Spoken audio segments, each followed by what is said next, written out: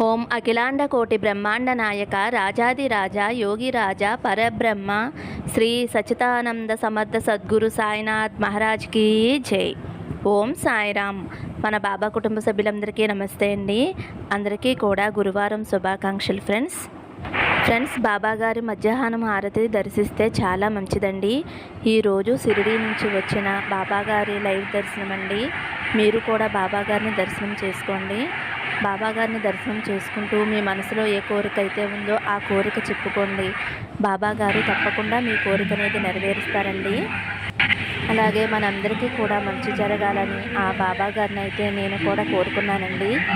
ఈరోజు మన ఇంట్లో బాబాగారికి పూజ సింపుల్గా అయితే అయిపోయింది ఫ్రెండ్స్. ఎందుకంటే రేపు అక్షయ తృతీయ కదండి. కొంచెం ఇంట్లో పని అదే ఎక్కువగా ఉండటం వలన పూజ అనేది కొంచెం సింపుల్గా చేసేసుకున్నాను ఫ్రెండ్స్.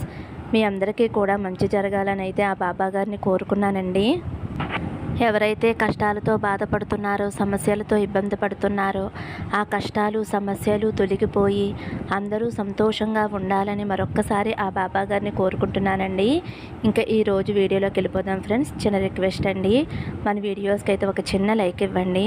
అలాగే ఫస్ట్ టైం చూసేవారైతే మన బాబా భక్తి ఛానల్ తప్పకుండా సబ్స్క్రైబ్ చేసుకోండి. ఈరోజు మన బాబాగారి సందేశం, మన బాబాగారు ఏమంటున్నారంటే, తల్లి నిన్ను హెచ్చరిస్తున్నాను, వినటం వినకపోవటం అనేది నీ ఇష్టం. నీ చుట్టూ తిరుగుతున్న దుష్టశక్తులు ఇవేనమ్మా. ఇవి నీ చుట్టూ తిరగటం వలన నీ మనసు ఎలా ప్రశాంతంగా ఉంటుంది, వాటి గురించి తెలుసుకో తల్లి అని అయితే మన బాబాగారు అంటున్నారండి.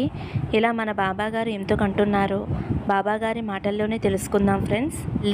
ఈ గురువారం రోజు నీకు శుభ సమయం ప్రారంభమైంది.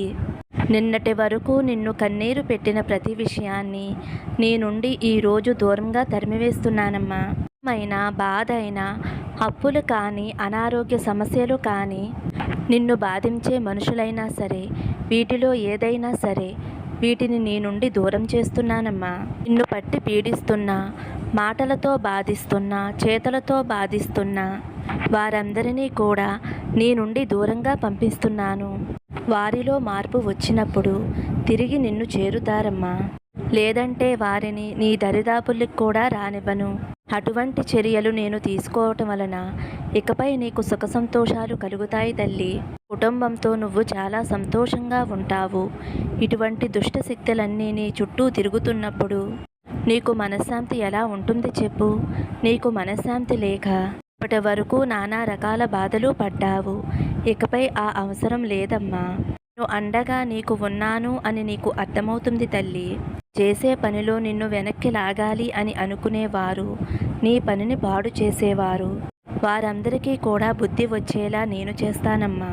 ఇకపై నీ కుటుంబానికి అంతా బాగుంటుంది.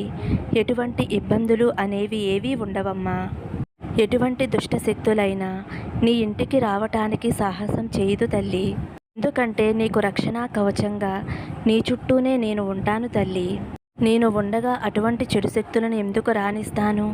ఇకపై నువ్వు సంతోషంగా ఉండమ్మా.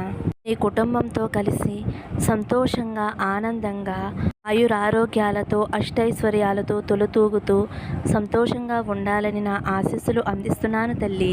నమ్మకం అనేది మనిషికి అనుకునేది సాధించేలా చేస్తుంది. నువ్వు నమ్మకంతో ప్రారంభించిన పని ఏదైనా సరే విజయం సాధిస్తుంది.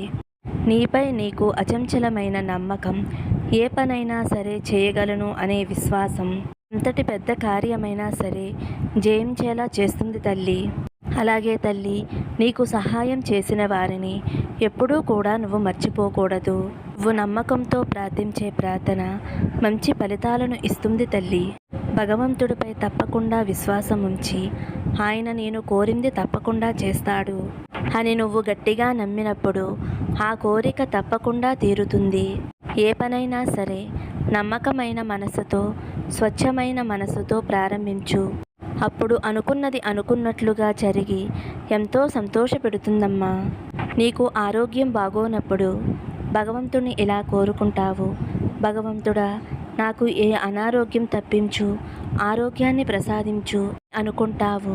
వెంటనే నీ మనసులో భగవంతుడు నా ప్రార్థన ఆలకించాడో లేదో, నా అనారోగ్యం తగ్గుతుందో లేదో అని రకరకాలుగా అనుమానం పడుతూ ఉంటావు. ఆ అనుమానమే నీ నమ్మకాన్ని దెబ్బతీస్తుంది తల్లి. అంటే నువ్వు నమ్మకంతోటి భగవంతుని ప్రార్థించలేదు కాబట్టి నువ్వు అనుకున్నది జరగలేదు అని అర్థం. ఎందుకంటే నువ్వు భగవంతుణ్ణి నమ్మి ప్రార్థించి నీ ఔషధాలను నువ్వు నమ్మకంతో తీసుకుంటే అవి సక్రమంగా పనిచేసి నీ అనారోగ్యం తగ్గిస్తాయి. నువ్వు వేటిని నమ్మకుండా అనుమానం ఆలోచనలు పెట్టుకుంటే నీ ఆరోగ్యం నీకు ఎలా సహకరిస్తుంది చెప్పు తల్లి. అలాగే నీకు అత్యవసరంగా ధనం అవసరం ఉండవచ్చు, అవసరానికి నీ దగ్గర ధనం లేకపోవచ్చు, నీకు వెంటనే అత్యవసరంగా డబ్బు కావాలి. అప్పుడు నువ్వు ఇలా ప్రార్థిస్తావు, భగవంతుని నమ్మి ప్రార్థిస్తావు కాబట్టి, భగవంతుడా నేను ఎన్నో ఇబ్బందుల్లో ఉన్నాను, నాకు అత్యవసరంగా ధనం కావాలి తండ్రి ప్రసాదించు అని అంటావు. అని మనసు పొరల్లో నిజంగానే భగవంతుడు నేను అడగగానే సహాయం చేస్తాడా, నేను నమ్మొచ్చా అని అనుకుంటావు.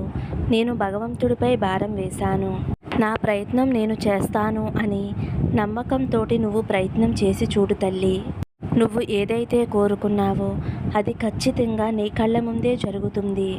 ఏదైనా సరే నువ్వు ఏ కోరిక కోరుకున్నా భగవంతుణ్ణి ప్రార్థించు. భగవంతుడిపై నమ్మకం ఉంచి ఆయనపై విశ్వాసం ఉంచి రక్షణ కోరుకుంటే ఏనాడు భగవంతుడు నీ చేయి వదిలిపెట్టడు తల్లి.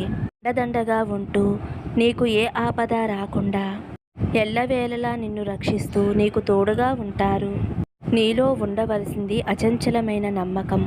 ఆ నమ్మకం నీలో ఉన్నప్పుడు ఏదైనా సాధించవచ్చు తల్లి అని అయితే మన బాబా గారు ఈ సందేశం ద్వారా మనకి అద్భుతమైన వాక్యాలను తెలిపారండి. బాబా గారు చెప్పిన ప్రతి మాటను కూడా మనం జ్ఞాపకం ఉంచుకోవాలి, గుర్తు తెచ్చుకుంటూ ఉండాలి. బాబా గారు మనకి ఏదో తెలియజేస్తున్నారు అనే నమ్మకంతో అని మన వరకు వచ్చిన సందేశాన్ని మనం స్వీకరిస్తే మన జీవితం అంతా కూడా మంచిగా ఉంటుంది, సాఫీగా సాగుతుందండి. ఈ గురువారం రోజున మన బాబా గారు అందించిన ఈ అమూల్యమైన సందేశం మీ అందరికీ కూడా నచ్చింది అనుకుంటున్నాను ఫ్రెండ్స్. నచ్చితే ఒక చిన్న లైక్ ఇవ్వండి. అలాగే ఫస్ట్ టైం చూసేవారైతే మన బాబా భక్తి ఛానల్ తప్పకుండా సబ్స్క్రైబ్ చేసుకుని సపోర్ట్ చేయండి ఫ్రెండ్స్. సర్వే జన సుఖినో భవంతు, సమస్తం సద్గురు సాయినాథార్పణమస్తు, శుభం భవతు. జై సాయిరామ్.